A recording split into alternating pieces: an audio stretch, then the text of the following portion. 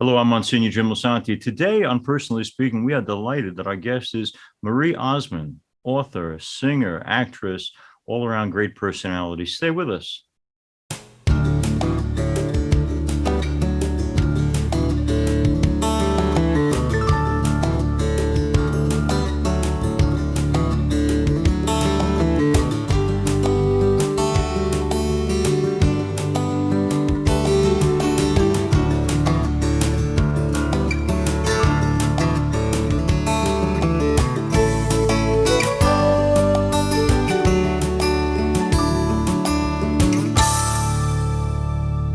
Hello and welcome to Personally Speaking. I'm your host, Msgr Jim Lisante, and singer, actress, and author Marie Osmond joins me now.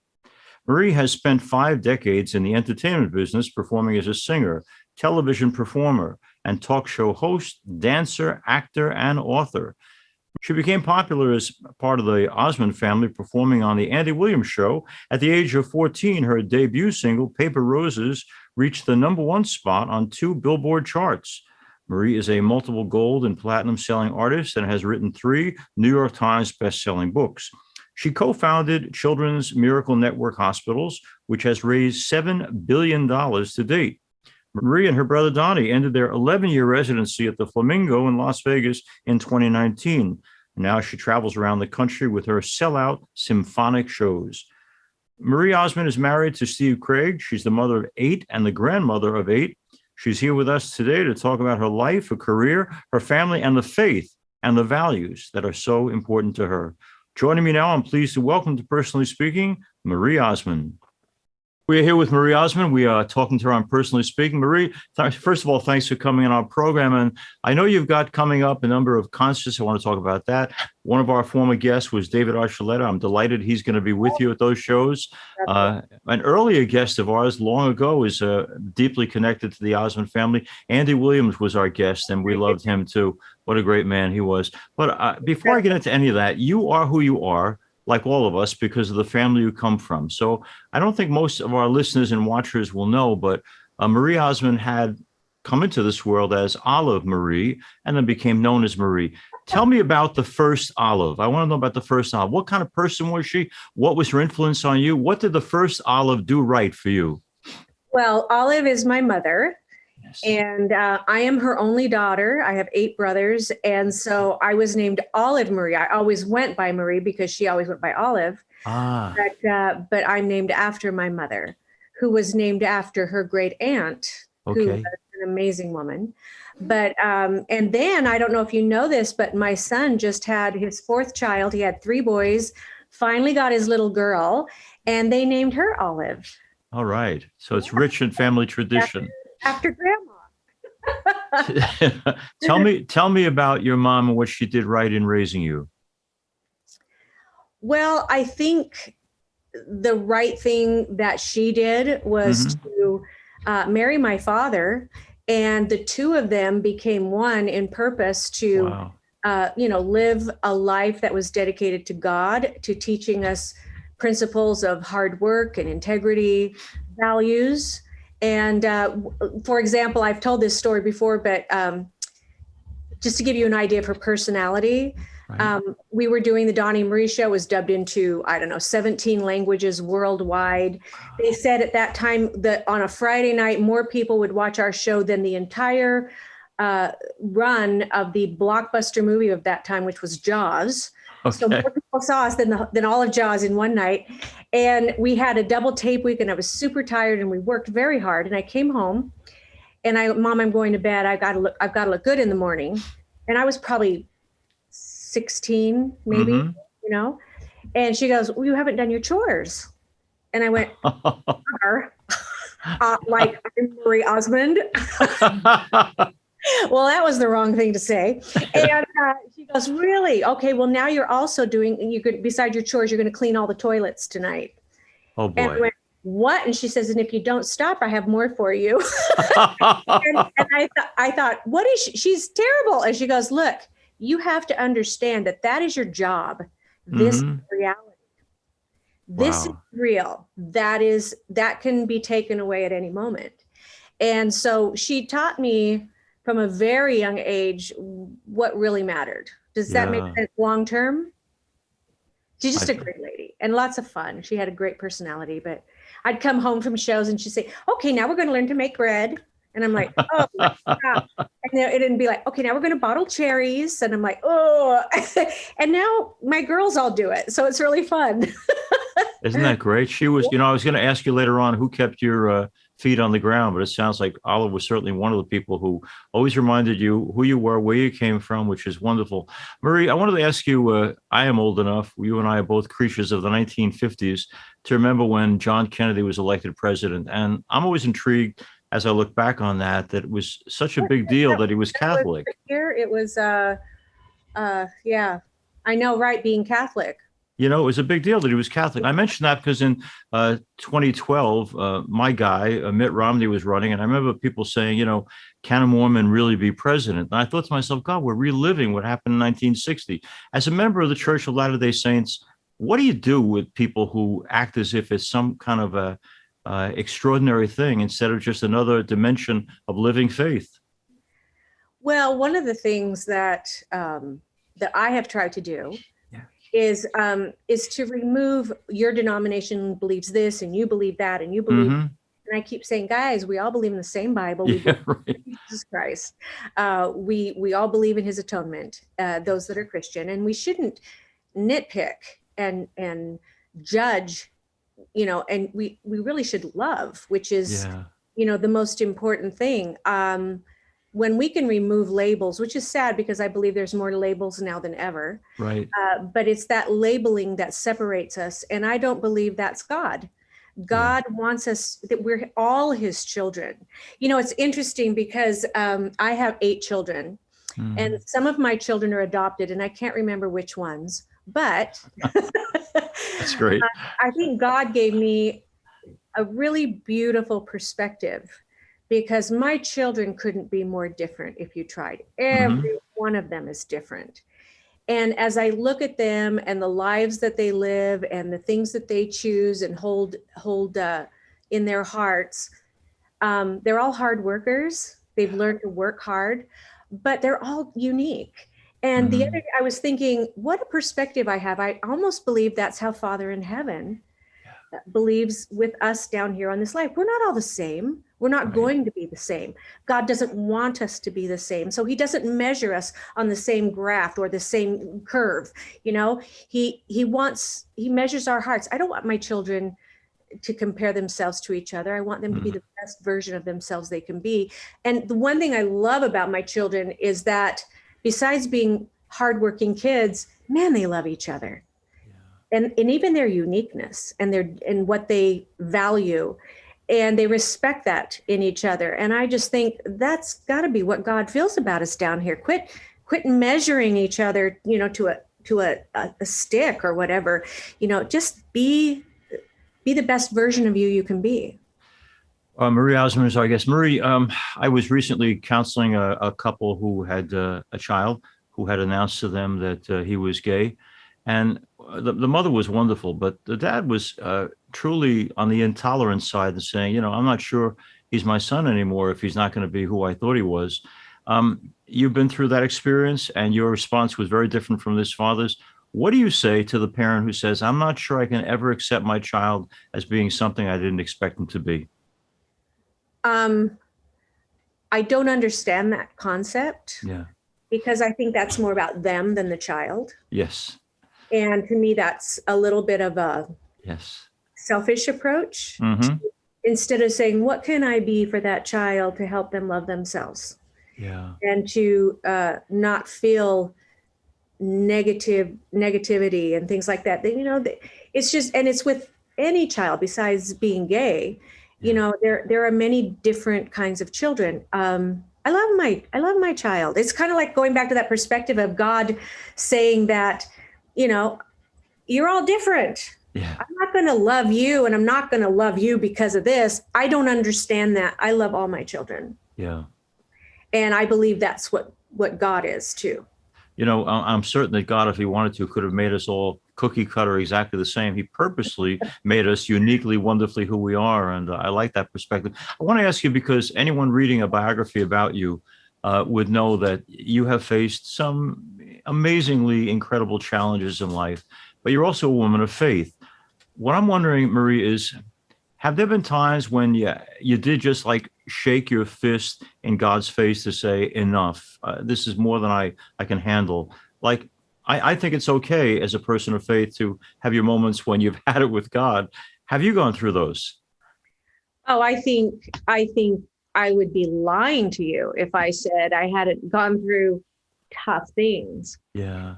I think it's not like I am, what do they call it, naively happy, where you're just kind of, what do they call that? It's a psychological term. Anyway, where you just live in this bliss. Mm-hmm. That's naive. And that a lot of people have accused me of that because they go, "Oh, you're always happy." No, no. Yeah. Being happy and having faith is a choice. Yeah. It is very easy to spiral downward. That's Mm-hmm. the easiest thing you can do. The hard thing is to spiral upward, where, I mean, my life is odd. I I don't know many people who could relate to me. I didn't go to public school. I didn't have a normal life. I had, you look at Simone, who started working when she was a child and being in front of the world. I understand that part of her life, but maybe Janet Jackson, because she grew up in an entertainment family, but not really. And, and Mm-hmm. and Judy Garland is somebody that I think I've always related to. And it was really interesting. I was thinking about it the other night and thought, "Oh, who do I call that I could say, hey, do you feel like this?" Because really, no, and that's where you start spiraling downward. And I went, "Nope, I'm not doing that." I got up, turned on the TV. It was like 3 a.m. And what came on that was so interesting was Renee Zellweger's uh, uh, production or interpretation of Judy Garland's life. Ah, right, And it right, was right. almost like God. And it was really interesting because where I picked up on the movie, they were forcing her out on stage and she didn't feel good. And she just, Mm. why do I have to deliver? And she got out there and then this magnificent applause. She goes off stage and goes into her dressing room and she's all alone, Mm. which I think a lot of people feel at time in their lives. Their boss doesn't, but you go home and you're alone. And what did she do? She took pills and she took alcohol to medicate it. And I Yeah. thought, here's the huge difference between her life and mine. And she was abused as a child and all these kinds of things that I've been through. And the difference is I wasn't alone because I knew I had God. Yeah. And it's a huge, huge difference because I had to know God early on. I had to. I couldn't say I believed in God if I didn't believe in God. Mm-hmm. I had to know. And so I was just like, one of those people that you have to know. But I sat there and it was almost like God said, yeah, you may not have somebody who can relate to you exactly, but Mm-hmm. the human experience is the same. We all go through those times and we need to spiral upward to God. Marie, you and I both are big fans of Jesus. And I mention that because I love the scene when they're saying, how many times must we forgive? And he says, not 7 times, but 70 times, 7 times. I mention that because for those who don't know, Marie Osmond has had the experience of losing a child to suicide and has spoken very powerfully about the impact on him of bullying. Again, in light of Christ's command to forgive, which is easier said than done, those folks who bullied your son, have you found it in your heart the capacity to forgive them? Okay, that's a big question. Yeah. And I had mentioned that I know of 3 people that did it. Wow. And even on his phone, when he passed away, there were things, I'm so sorry, call me back, because I think they had heard that something had happened to him. Oh, And it would have been very easily for me to go and take them to court. yeah.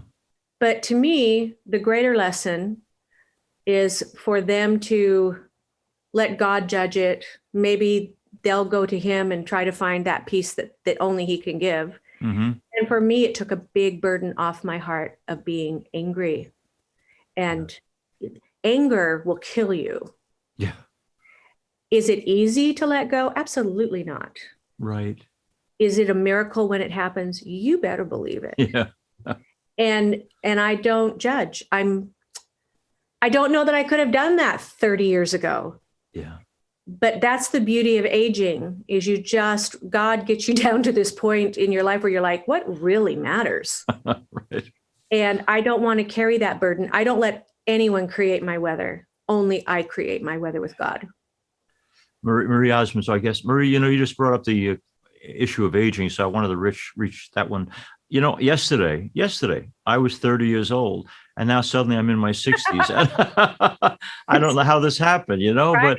but now I'm looking at you, and I'm 17. you are a gorgeous, gorgeous woman. But like all of us, you're aging. How do you put perspective on the experience of aging, especially in a business like you are in, where the looks thing is so celebrated and youth is so lionized? How do you handle the real part for all of our lives that we're aging? Right? Right. Gonna happen. Once again, you can be miserable in the process, or you can learn to love the process. Yeah.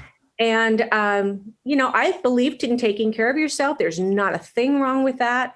Yeah. But am I going to, well, and I probably will color my hair until I die, but don't even mess with me on that one. But, but I am so glad I'm not that. I've learned so much. And as your body gets older and you go through the physical challenges, and I've had them, boy, let me tell you. I think what you do is you learn to let go of things that just don't matter. Mm-hmm. And you learn one of the things that I was always raised is to really listen to those that have wisdom. It's interesting, this generation, they just go to Google. Yes. Let's search it out. Right. To me, my son runs a nursing facility. So he's manages several of them. And when he was starting out and he was the hospital administrator, he would tell me these stories of going in and talking to these elderly people. And he goes, Mom, the stories, Mom, the wisdom. He goes, I was there, and in the room was a German man with a Jewish man. And they lived through the war, and to hear them talk. And he goes, we are missing a library of knowledge by not connecting to those who've lived life, not information, but true life. Yeah. And especially those around us who love us, which is our grandparents and uncles and aunts and people like that. Even if it's a dysfunctional life, you learn from them things that you want and don't want. And so all this information, but we don't take the time to really sit and communicate like we should. And I understand that I've been very busy in my life and raising 8 children and everything else, and work. I have never not worked since I was 3 years old. I've worked every year of my life. And once again, it's an oddity, but it's been a wonderful journey, All right. Now that's a perfect segue. Marie Osmond is going, as I mentioned, with David Archuleta to do concerts around the country. And she's got a big Christmas show coming up and a new album coming out. Marie, where do you find the energy to get up, since you're 3, you're saying, and to get up on that stage and to entertain again and to make it fresh? Because for those people who come to your concerts this summer and beyond, it's their first experience perhaps of you, and they want to see the best of you. But you've been doing this so long. How do you keep it alive, fresh, and not like enough is enough? Where does the energy come from to keep on keeping on? I think you have to constantly keep learning and loving. So I'm not doing Vegas. My brother's doing Vegas again, because I really can't do 5 nights a week. I love it, but I have grandchildren now, and I have, to me, where I have evolved, in every decade I evolved to something. 30 years ago, I never thought I could sing opera. As a little girl, I was born on my dad's birthday, legit, not induced. Wow. And he would take me to buy an album as time evolved. And you'd think I'd go get a country album, vinyl, or rock or something like that. But no, I would go to the Broadway section or the opera section, because those songs were my musicals, and I loved to figure out what they were saying in the languages, and I'd sit there and create it all in my mind. And the first time he took me to see Nessun Dorma performed live, it was at the Met. Oh.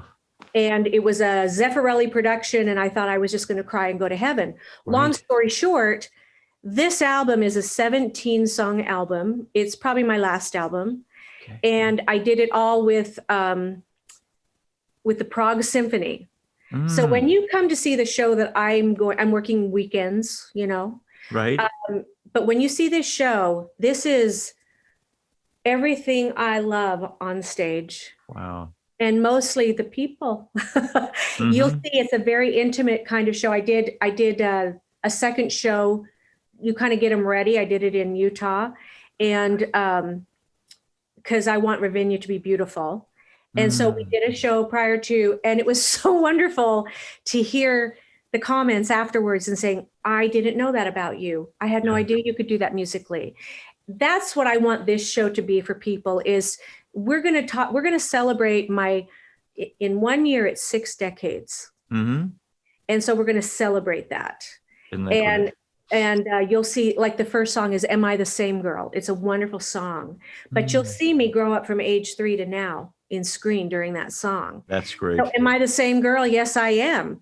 Am I the same inside? No. No. Okay. No. Now, And that's the beauty of this life. Marie has also written books, and you talked about one of the things you've encountered in your books, the whole concept of because she's happy and joyous and has this wonderful smile. Is that who she is? But you've been very honest about battling depression and things like that. I mentioned that I had a woman in the parish who said to me recently that she just only recently told her grown children that she had a previous marriage 30 years ago. And I said, why did you wait to tell them that? And she said, I didn't want my kids to ever know that I had made a mess of my earlier life.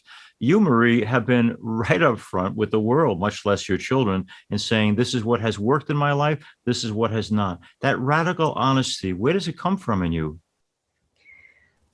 Well, I don't think you can fake it and be in front of the public as much as I've been. Also, I don't know.